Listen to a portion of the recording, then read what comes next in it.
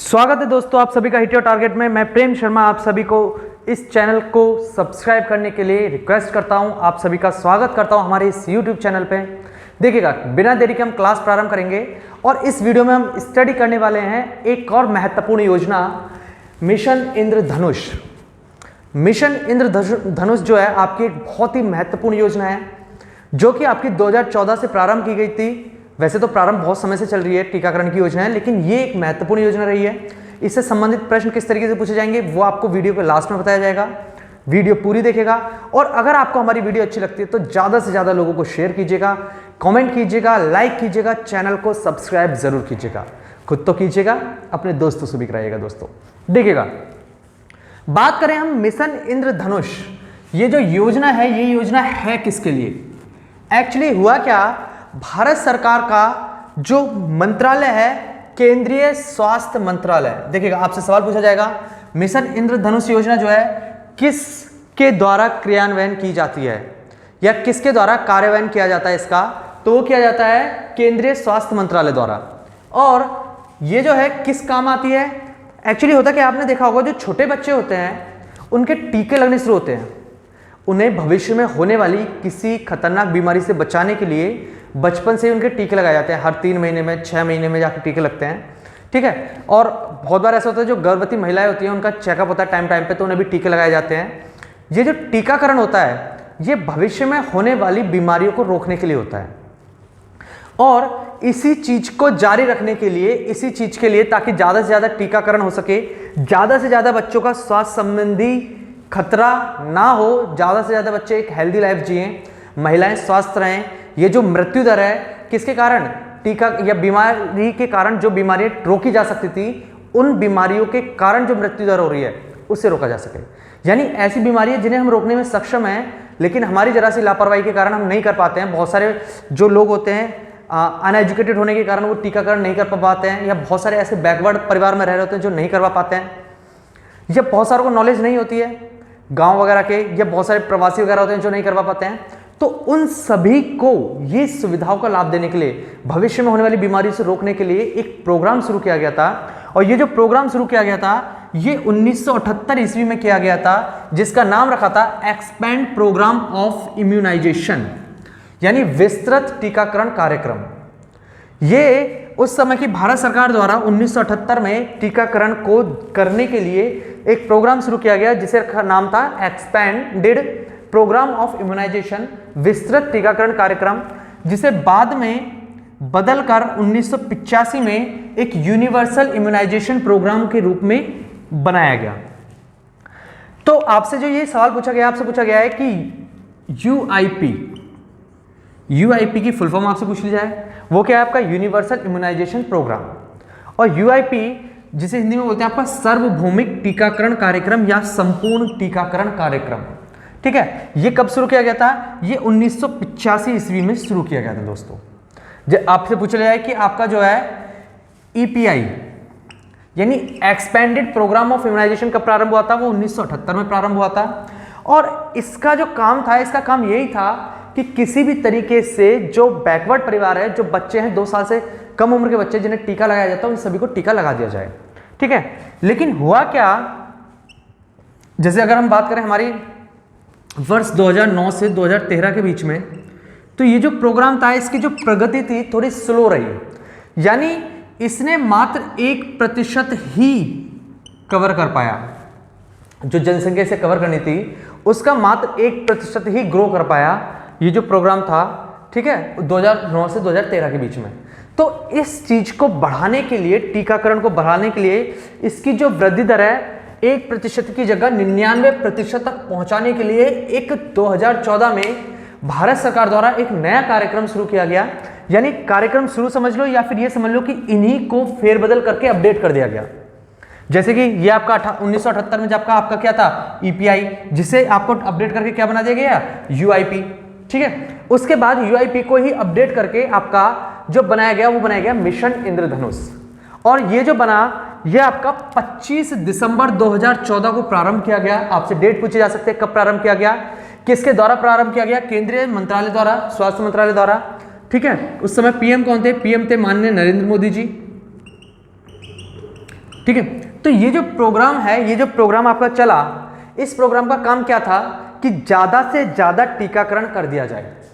देखिएगा, ये जो आपका प्रोग्राम है यूआईपी, थोड़ा सा इसके बारे में देख लीजिए। यूआईपी जो प्रोग्राम स्टार्ट होता है दोस्तों, इसमें 7 खतरनाक बीमारियों का जिक्र किया गया है।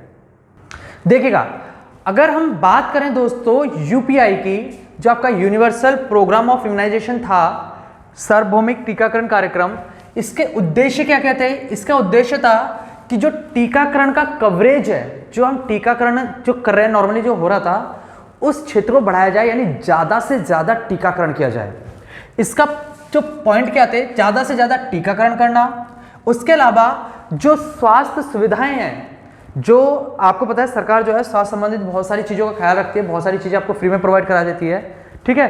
तो जो स्वास्थ्य सुविधाएं थी, उस स्तर पर एक ऐसी चेन बनाना जो कि एक विश्वसनीय कोल्ड चेन सिस्टम हो, यानी एक तरीके से ये विश्वास हो जाए, लोगों को भी विश्वास हो जाए जी वो इन हानिकारक बीमारियों से बचे रहेंगे, और सरकार को भी ये विश्वास हो जाए कि भाई साहब इस तरह की खतरनाक बीमारियां फैलेंगी नहीं। समझ रहे हैं? तो एक इस तरीके से सिस्टम बनाना इसका मेन उद्देश्य था। और टीके के क्षेत्र में भारत को आत्मनिर्भर बनाना, क्योंकि जब टीकाकरण होगा तो ज़्यादा से ज़्यादा कंपनियां इंटरेस्ट लेंगी टीके बनाने के लिए, सस्ते से सस्ता, अच्छे से अच्छा इफेक्टिव टीका बनाने की कोशिश की जाएगी ज़्यादा से ज़्यादा बीमारियों के लिए। तो एक आत्मनिर्भर बनाना भारत को। सबसे मेन उद्देश्य था कि बालक और गर्भवती महिलाओं की जो मृत्यु दर है उसे कम करना, इन हानिकारक बीमारियों में जो मृत्यु होती है उसको कम करना था। और जब ये प्रोग्राम लॉन्च हुआ आपका 1985 में, जब आपका ये प्रोग्राम लॉन्च क्या हुआ, जो आपका 1978 में जो था उसे चेंज करके आपका क्या बना दिया गया? आपका यूपीआई बना दिया गया, ठीक है। जो आपका एक्सपेंडेड इम्यूनाइजेशन ऑफ प्रोग्राम था उसे चेंज करके आपका यूपीआई बना दिया गया, और उसमें कुछ ये उद्देश्य रखे गए, और उसमें 7 बीमारियां, जो 7 वैक्सीन शामिल की गई। और वो जो 7 बीमारियों की वैक्सीन थी वो ये थी, कौन कौन सी बीमारियां थी? एक था आपका डिफ्थीरिया। ये जो आपका डिफ्थीरिया होता है, ये आपकी एक प्रकार की खांसी होती है, एक प्रकार की इस तरह की बीमारी है। जो ये बीमारी है एक तरीके से देखिएगा, आपने देखा होगा बहुत छोटे छोटे बच्चों को अस्थमा हो जाता है, सांस लेने में प्रॉब्लम होती है, गले में झिल्ली से बन जाती है। तो ये डिफ्थीरिया वही बीमारी है जो छोटे बच्चे में होती है, सांस की प्रॉब्लम बना देती है, ठीक है। दूसरा काली खांसी, काली खांसी को आप जानते ही होंगे। टिटनेस, आपको पता ही, टिटनेस जो लगाते हैं, आपने इंजेक्शन वगैरह लगाते फिरते हैं। पोलियो, इसी तो बहुत ही ज़्यादा खतरनाक रही है भारत में, अभी भी इसका ऐड आता है 2 बूंद जिंदगी की बोल के। 6 रोग, 6 में आपका यकृत वगैरह सूज जाते हैं, ठीक है, लिवर वगैरह में दिक्कत आती है। हेपेटाइटिस बी, ठीक है, ये, और मैनिंजा, जो आपका मैनिंजाइटिस है, ये आपका एक तरीके से दिमागी बुखार होता है, जो दिमाग में, छोटे बच्चों के दिमाग में चढ़ जाता है, जिससे मृत्यु वगैरह हो जाती है, ठीक है। ये 7 बीमारियां आपकी, डिप्थीरिया, काली खांसी, टिटनेस, पोलियो, 6, हेपेटाइटिस बी और आपका मैनिंजाइटिस, ये 7 की 7 बीमारियां शामिल की गई थी। 7 की 7 बीमारियों का वैक्सीन शामिल की गई थी आपकी, किसमें? यूपीआई में। और इसके थ्रू प्रोग्राम शुरू किया गया, जो टीकाकरण शुरू हो गया, टीकाकरण लगने जा रहा है भारत में। बहुत सारे लोग आते थे, घर घर लगा देते, लेकिन जब सर्वे किया गया तो पता चला कि 2009 से 2013 के बीच में जो कुल इस प्रोग्राम के द्वारा जो विकास दर रही है, जो आपका वृद्धि रही है, इसकी मात्र 1% रही है। और 1% वृद्धि रही तो इसका सरकार पे थोड़ा सा असर भी पड़ा, और फिर सरकार ने अपने क्या काम करा, उसने 2014 में 25 दिसंबर 2014 में एक इसी को अपडेट करके नया प्रोग्राम शुरू कर दिया गया, मिशन इंद्रधनुष। नाम भी अच्छा सा है, मिशन इंद्रधनुष। इसी को अपडेट करके शुरू किया गया, और इसमें रखा गया लक्ष्य कि हमारा जो लक्ष्य होगा वो 2020 तक 99% वृद्धि करना होगा, टीकाकरण करना होगा। 99% टीकाकरण करने का लक्ष्य रखा गया, किसमें? मिशन इंद्रधनुष में। जब आपका जो हमारा सार्वभौमिक टीकाकरण कार्यक्रम था उसे अपडेट किया गया तो मिशन इंद्रधनुष बना, और मिशन इंद्रधनुष जो था आपका दोस्तों 25 दिसंबर 2014 को प्रारंभ हुआ, और अप्रैल 2015 से लेकर जुलाई 2017 में इसकी जो वृद्धि दर रही वो 6.7% रही। इस बीच में इसकी जो वृद्धि दर रही वो 6.7 रही, और इसमें आपको बता दें 25.5 मिलियन बच्चे शामिल हुए जिन्हें टीकाकरण किया गया, और 6.9 मिलियन आपकी गर्भवती महिलाएं शामिल हुई जिनका टीकाकरण किया गया, ठीक है। किसके तहत? मिशन इंद्रधनुष के तहत। और इसमें जो आपकी यूपीआई में जो आपकी देखा होगा आपने 7 बीमारियां थी, इन 7 बीमारियों के वैक्सीन शामिल थे, 7 वैक्सीन। अब इन 7 की जगह यहां पर 12 वैक्सीन कर दिए गए, 5 नए वैक्सीन और डाल दिए गए, जिसमें आपका निमोनिया के लिए था। आपको पता ही है निमोनिया क्या होता है, जापानी इंसेफेलाइटिस जो है आपका एक तरीके का वायरस है, ठीक है, बुखार वगैरह आता है, सर्दी वगैरह होती है। रोटा वायरस की आपका लूज मोशन वगैरह वगैरह होने लग जाते हैं, तो उसके लिए रोटा वायरस वैक्सीन। आपका न्यूमोकोकॉल कंजुगेट वैक्सीन, ये भी एक तरीके का वायरस है बुखार जैसा। खासरा रुबेला, ये जो है आपने देखा होगा आपके खसरा वगैरह हो जाता है, जो दाने वगैरह होते हैं जिसे माता निकलना बोलते हैं। तो इन सब से रिलेटेड आपके वैक्सीन और अपडेट कर दिए गए। यानी मिशन इंद्रधनुष में कुल मिला के 12 वैक्सीन शामिल थे, जबकि यूपीआई में आपके 7 वैक्सीन शामिल थे दोस्तों, ठीक है। और इसकी वृद्धि दर जो रही वो अप्रैल 2015 से जुलाई 2017 के बीच में 6.7 रही, जबकि इसका लक्ष्य जो था वो कितना था हमारा? 99% पाने का था। कितना पाने का था? 99%। और इसमें ही वृद्धि करने के लिए 2017 में फिर एक और मिशन लाया गया, तीव्र इंद्रधनुष मिशन। जो तीव्र मिशन इंद्रधनुष था वो प्रोग्राम लाया गया आपका, ताकि इसको और ज्यादा क्या किया जा सके? अपडेट किया जा सके दोस्तों, ठीक है। चलिएगा बात करते हैं, देखिएगा इसे, देखिएगा ये जो सघन मिशन इंद्रधनुष है ये 3 लॉन्च हो चुके हैं। जो सघन आपका मिशन इंद्रधनुष है, जिसे आपको बोला जाता है इंटेंसिफाइड मिशन इंद्रधनुष, ये आपका इंटेंसिफाइड मिशन इंद्रधनुष 1.0, इंटेंसिफाइड मिशन इंद्रधनुष 2.0 और इंटेंसिफाइड मिशन इंद्रधनुष 3.0, 3 लॉन्च हो चुके हैं ये आपके, ठीक है। जिसमें आपको बता दूं, जो सघन मिशन इंद्रधनुष है ये क्यों प्रारंभ किया गया था?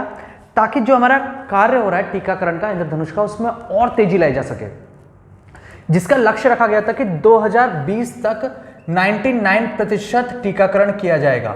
और इसी चीज के लिए आपका IMI 1.0 लॉन्च हुआ, जिसमें क्या था कि अक्टूबर 2017 में प्रारंभ किया गया इसे, और उन सभी शहरी क्षेत्रों पर ध्यान दिया गया जो मिशन इंद्रधनुष के दौरान छूट गए थे।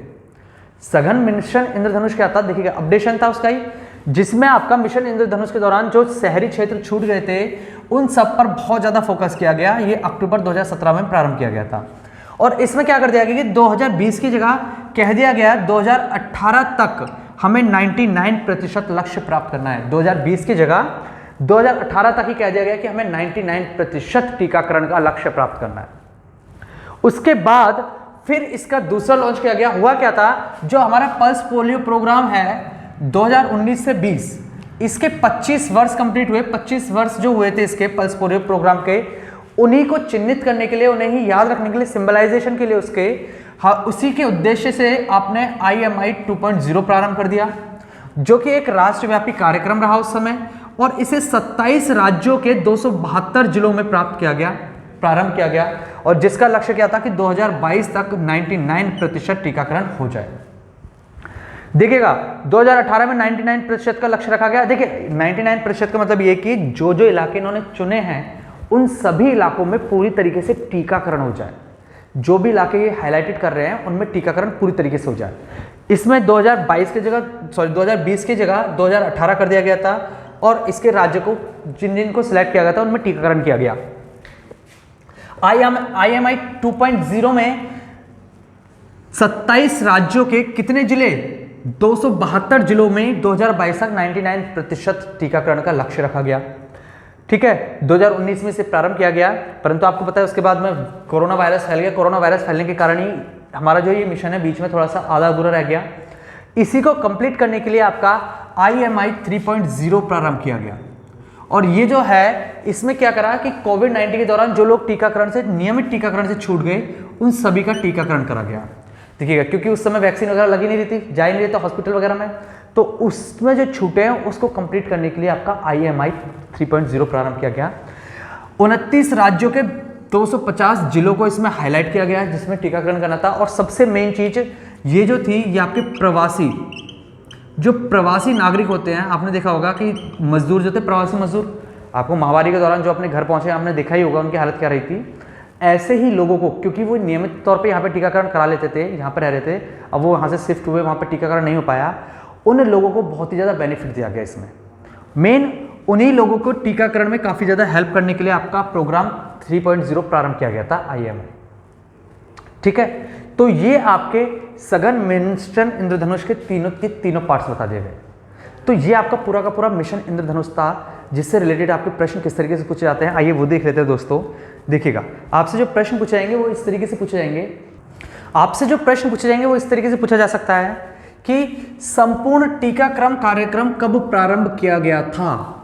जो आपका सार्वभौमिक टीकाकरण कार्यक्रम या संपूर्ण टीकाकरण जो कार्यक्रम था वो कब प्रारंभ किया गया था, यह आपका 1985 में प्रारंभ किया गया था।